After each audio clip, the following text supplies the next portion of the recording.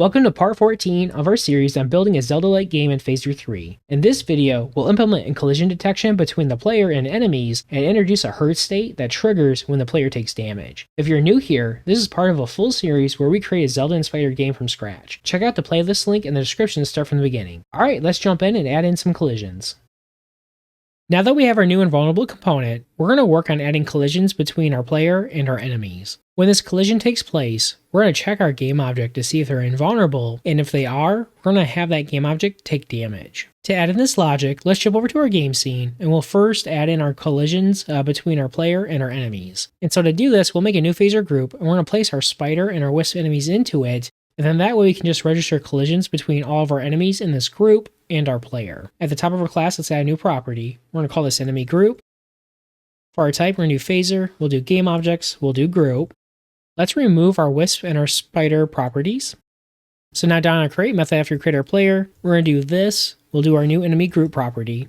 We're set equal to this.add.group. And now for our game objects, we're just going to paste in our spider and our wisp here. So let's copy this here where we create our spider instance. Let's copy this here where we create our wisp instance. And now in our group, one of the things we can provide is we can provide our group configuration. And we're going to set run child update to be true. And so by setting this here, we won't have to call our code here in our update method for our spider and our wisp. Let's remove our logic here where we create our spider and our wisp instances. And what we should see is when our scene starts, we have our two game objects. And now we just need to add our collision between our game objects and our world bounds. So to do that, we're going to make a new method on our class. We're going to call this register colliders. We won't return anything from this method. And so on this method, we want to reference our enemy group. Let's do get children to grab all of our child game objects. And now we'll do for each. And so for each enemy. And now for each of our enemy game objects, now we just want to call set collide world bounds. And so on our enemy, if we try to call set collide world bounds, we'll see it's not showing up on our IntelliSense, and what's happening is right now our type is just set to our game object, but we know all of our enemies in this group are of our type, our character game object. So what we can do is we can just make a new variable real quick. We're going to do enemy game object, and we're going to set it equal to enemy as our character game object.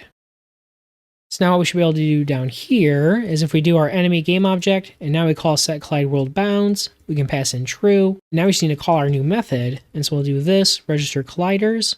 Now back in our scene, we should see our game objects collide with our world bounds, just like before. Now next, in our method, this is where we'll want to add in our collision between our player and our other game objects. Now for this, we'll rely on our phaser physics. We're going to do this, our physics, we'll do add, and we're going to do an overlap instead of a collision. And so now we want to reference our two types. And so now we just need to provide our game objects. So for our first object, we're going to do our player, and then we'll do our enemy group. So in our callback, our first argument is going to be our player. Our second argument will be our enemy. So I'm just going to do a console log, and we'll just say hit. All right, so we save. In our browser, when our player moves around our scene, we'll see hit is being logged multiple times. However, as soon as our game starts, we'll see our message is being invoked, but our enemies aren't actually touching our player. So in order to debug this, let's go into our main.ts file. Under our physics configuration, let's turn on our debug for our physics. Oh, and so we'll see as soon as our scene refreshes, we're going to see our physics body for our player is very large compared to our player's sprite. And so this is just due to the size of our frames in our sprite sheet. To fix this, we need to update our body size for our player. So if we jump into our player class, all right, so to fix this in our constructor, we need to update the size of our physics body and our game object. To do this, let's add a new getter to our class. I'm just going to call this physics body. And so we're going to do phaser. And so for our type, this will be our phaser, our physics, arcade, and we'll do body. And so we're going to do return this.body as our phaser.physics.arcade body. So now back in our constructor, we can do this, we'll do our physics body, and now we'll do set size. And for our size, let's do 12 pixels by 16 pixels, and we want to center this, so we'll do true. So now we'll see our body's updated, but now we need to update its offset, so it's more over our player. So let's call set offset. Now for this, we want to do our width, we're going to divide it by 2, we'll subtract 5 pixels, and now we'll do our height, and we'll divide that by 2 as well. Alright, if we save, we should now see our physics body is now more aligned with our player. So now if we have our player's body overlap with our enemies, we can see now our message is being logged. Now back in our game scene, once we have our overlap between our player and one of our enemies, we need to add a method to our base character gameObject class that we can call for both our enemy and for our player. So if we open up our character gameObject class, let's come down to the bottom of our file, let's add a new public method. We're going to call this hit. And so when our gameObject gets hit, we want to know which direction the hit came from. So then that way, when we add in our pushback, so like when our player attacks with the sword, we'll push our enemy back in the other direction. Similarly, when our player gets hurt, we want to have them move in a pushback as well. So for our direction, we'll add in our type of direction. This method won't return anything. And now when this happens, we want to check to see if our character is actually invulnerable or not.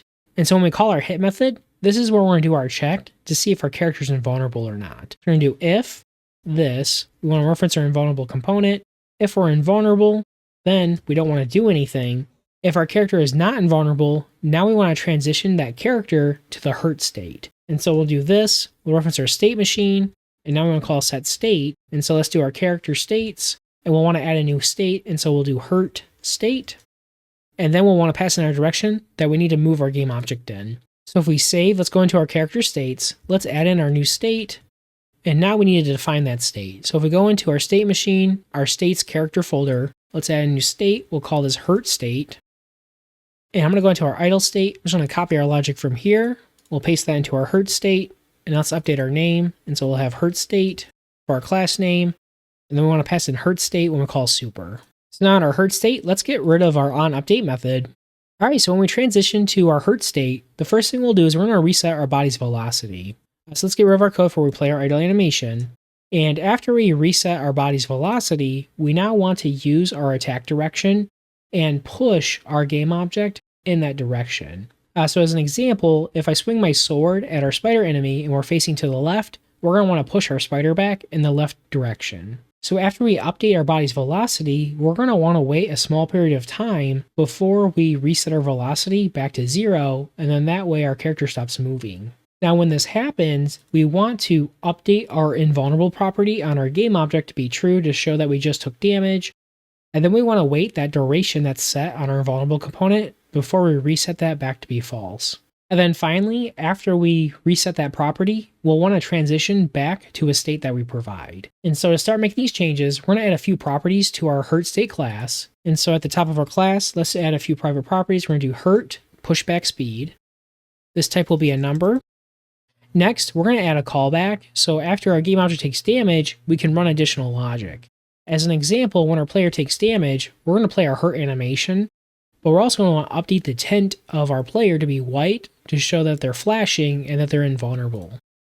So for this, let's add our property. We'll do a private property and we'll do onHurt callback. For our type, this is just going to be our callback function and it won't return anything. And then we'll also want to provide our state that we want to transition to after we're hurt. And so we're going to have this be a string. Now let's update our constructor to pass these properties through. And so we'll have our hurt pushback speed. This will be a number. We'll have our hurt callback. Let's add in our type. And we're also going to make this optional. And so we're going to set it equal to just an empty callback that returns undefined. And then we're going to pass in our next state, and we'll have this be optional as well. And so we'll have next state. We'll set that equal to our character states. And we're going to do our idle state. So in our constructor, let's set these properties. So we'll do our hurt pushback speed is equal to our hurt pushback speed.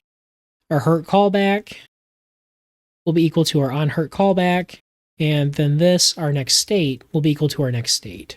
So now in our onEnter method, this is where we'll pass through our arguments for our direction. And so let's add in args, and we're going to make this an unknown array. And at the top of our method, let's grab our attack direction. So we'll do attack direction will be equal to our args in our first argument. And we'll type this as direction. And so now we'll do our code where we reset our body's velocity. We'll be referencing our gameObject body quite a bit, so we're going to copy this, and we're going to store this in a variable. So we're going to do const body will be equal to our gameObject body, and now we'll just update our references here. So we'll just say body velocity x is equal to 0, and then our body velocity y will be equal to 0. So after we reset our velocity, now we want to update our velocity based on that attack direction. So we're going to do switch. Let's do our attack direction. And so we'll have our various cases. We'll have our direction.down. Let's add in break. And now when this happens, we want to update our body's Y velocity. So we'll do body velocity Y is going to be equal to this, and then our hurt pushback speed. I'm just going to copy that. We're going to paste it 3 times. And so we'll have up and then left and right. And so when the direction's up, we'll want to multiply this by -1. So we go up. And now for left and right, we want this to be our X value. And when we go left, we also want to multiply by -1. Finally, let's add in our default block. We'll do our exhaustive guard, and we'll do our attack direction. So now after we update our body's velocity, we want to reset it back to 0. And so we need to reference our game object. We'll reference our scene that our game object is in. Let's do time. We'll do delay call. And we're going to make a new config property for this. And so we'll do hurt, pushback, delay. And in our callback, this is where we'll reset our velocity. So let's copy this here. We'll go ahead and paste it. Let's jump over to our config file and we'll add in our new variable. So we'll do export const. Then we'll have hurt pushback delay. And we're going to set this yield to 200 milliseconds. So now back in our hurt state, let's update our import. So then we have our new configuration. So outside our check for our arcade physics body, now we'll want to update our invulnerable component. So we're going to do this. We're going to reference our game object. Let's grab our invulnerable component. Oh, so we're going to need to expose this on our class. So if we jump back to our character game object, let's copy our code here for our getter, and we'll update our reference to be our invulnerable component. Now if we come back to our hurt state, now we should be able to grab a reference to it, and we're going to set invulnerable to be true. And now we want to call that onHurt callback if one was provided. And now finally, we want to play our animation for our game object being hurt. And so we're going to do this, our game object, we'll do our animation component, we'll do play animation, we're going to do our character animations, and we'll do hurt down. So anytime one of our characters are hurt, we're just going to play the hurt down animation, so then that way it's visible towards the player. So after we play our animation, once our animation is finished, now we're going to want to reset our property for invulnerable to be back to false. So for that, we're going to make a new method in our class, and we're just going to call this transition. And so let's add that new private method, and so we'll do transition. We won't have this method return anything. And before we reset this back to false, now we want to wait a brief period of time before we do so. To do that, we're going to add a delayed call. So I'm going to copy this logic here. Let's go ahead and paste it. So for our delayed call here, we want to reference our game object. We want to grab our invulnerable component. And now we want to do that invulnerable after hit animation duration. So once that duration is reached, now we want to reset our property back to false. Then finally, outside of that callback, we'll reference our state machine, and we want to transition to our state that we provide. So we're going to do set state, and we'll do this, our next state. And by doing this, this is going to allow our player to take damage and then start moving around our scene while they're invulnerable. With our logic in place for our hurt state, now we need to update our player and our spider enemy to have this new state. So we jump over to our player class. Let's update our state machine to have our new state. So we'll do this.state machine. We'll do add state. Let's do new hurt state. We'll provide our character for our game object.